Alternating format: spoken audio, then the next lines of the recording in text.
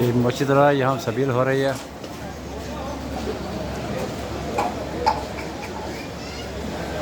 ज़्यादा यहाँ से आगे है।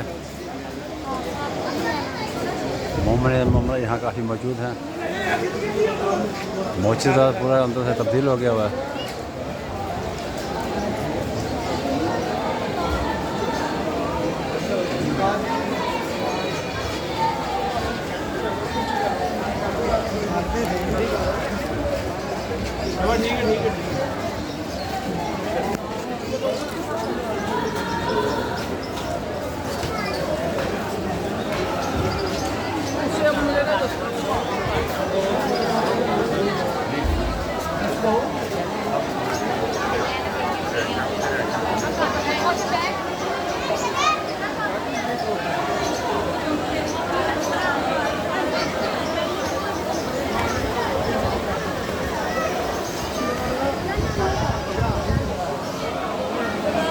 लाहौर मस्जिद इलाका